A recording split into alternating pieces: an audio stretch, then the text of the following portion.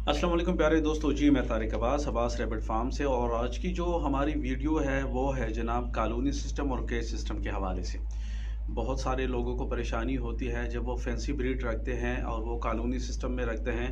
Colony system के हवाले से मैं बताता चलूँ कि जिन दोस्तों को नहीं पता होता, कॉलोनी सिस्टम हम उसको कहते हैं जब हम रैबिट ज़मीन पे छोड़ देते हैं 15-20 या 100 के करीब, आप जितनी भी आपकी लिमिट होती है उसके करीब, उसको हम कहते हैं कॉलोनी सिस्टम में रैबिट रखना।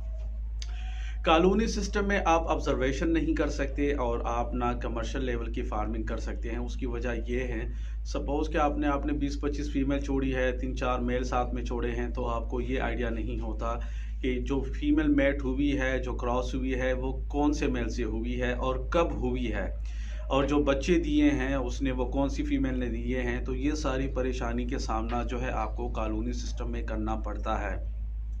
अगर आप केज में अपने रैबिट्स को लेके आते हैं, केज सिस्टम में अपने रैबिट्स को रखते हैं, तो उसका ये फ़ायदा होता है जनाब कि आप अगर आप एक केज में अपने खरगोश को रखा है, आपने सुबह उसको चारा रखा, आप दोपहर में देखते हैं कि जनाब उसने चारा नहीं खाया, तो आपको पता चल जाता है कि जी रैबिट में कोई बीमारी है या कोई मसला है, इसलिए उसने चारा नहीं खाया।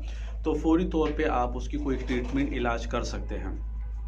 अगर कि आपने जनाब ज़मीन पे छोड़े हुए हैं, तो आपने चारा डाला, अब आपको पता नहीं होता कि कौन से खरगोश ने खाया, कौन से ने नहीं खाया, या किसने ज़्यादा खाया या किसने कम खाया। तो इसलिए भी केज का जो सिस्टम होता है, जो पिंजरे का सिस्टम होता है, वो इस हवाले से भी एक अच्छा होता है।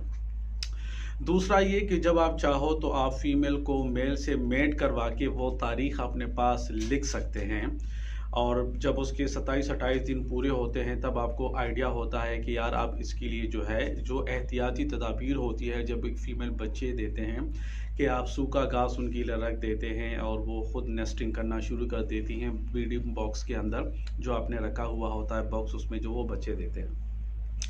तो वो चीज़ भी आप ऑब्ज़र्व कर सकते हैं, बच्चे दिए, कितने दिए, किस तरीके से बड़े हो रहे हैं, ज़िंदा है नहीं है।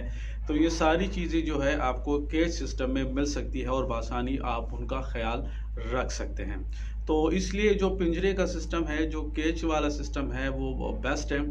उसके अलावा अगर आप अपनी फ़ीमेल को, अगर कुछ दोस्तों को ये नहीं पता होता कि जनाब उनकी फ़ीमेल जो है वो प्रेग्नेंट है या नहीं है, तो आप दोबारा भी जो है फिर मेल से उसको मेट करवा सकते हैं 20 से 22 दिन के बाद।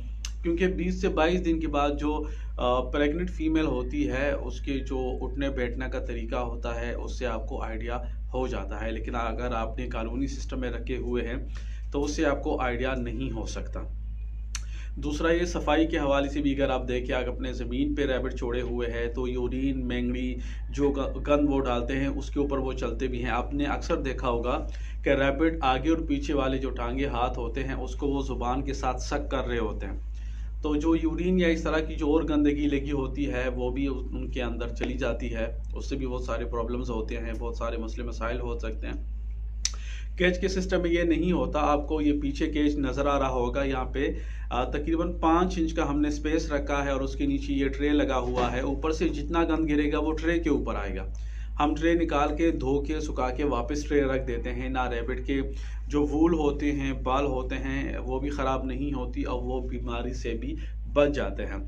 तो अगर के कुछ लोग अफोर्ड नहीं कर सकते, वो तो एक अलग बात है, वो फिर ज़मीन पे रख सकते हैं, वो कोई मसला नहीं है। लेकिन अगर कि वो बर्दाश्त कर सकते हैं, पिंजरा बनवा सकते हैं खरगोश के लिए, जो फैंसी खरगोश हैं, तो कोशिश कीजिएगा कि उनके लिए पिंजरा बनवाएं।